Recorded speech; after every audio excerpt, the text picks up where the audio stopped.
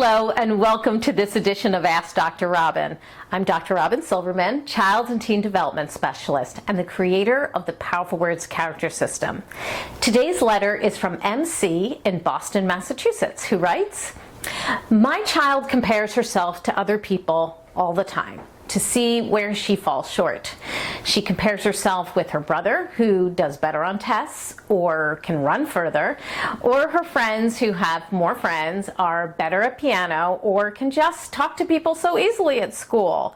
She winds up stopping herself from trying new things or meeting new people because of these comparisons.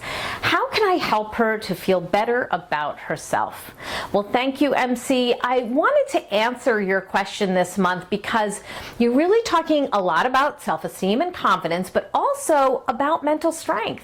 Mental strength is learning to regulate your emotions, manage your thoughts, and take positive action even when challenged. Or, as Amy Morin has said on her 4th How to Talk to Kids About Anything podcast episode with me, think big, feel good, and act brave. So how can we help our children to gain mental strength when they are focused on how they measure up to others?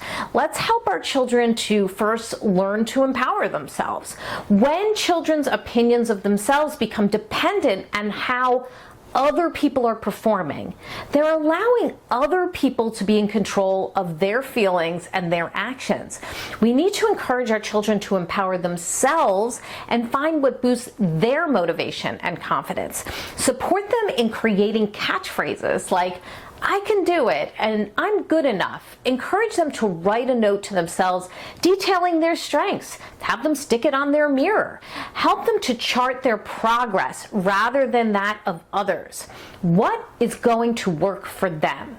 Number 2, change their thoughts. I know you can't just say, "Think positively," and make it so. Kids need to be able to process their thoughts in order to challenge them. So let's look at some of the thoughts your child has been having. If a child says, "My brother does better on tests," perhaps the hidden gem to switch to that puts her in control is, "I'd like to improve my test scores." She can then decide on some ways to address that new goal, studying, getting a tutor while in the driver's seat. Number 3, take small steps. Progress isn't made in leaps, but in small, consistent steps in a positive direction. What is one thing your child can do to change her outcome? Let's look back on the comparisons your child is making, such as, "My friend can play piano better than me," and change it to, "I want to improve my piano skills and perform in a recital." She can then decide to take a small positive step, such as practice 15 minutes per day, and do that. I talk more about all of these in my tips in my bestseller, How to Talk to Kids About Anything. So if you have a copy, open up to chapter 2 for more specifics. That's all for this edition of Ask Dr. Robyn. Please continue to send in your questions, and they may be featured in an upcoming episode. In the meantime, I hope you make it a very powerful July. Thank you, everyone.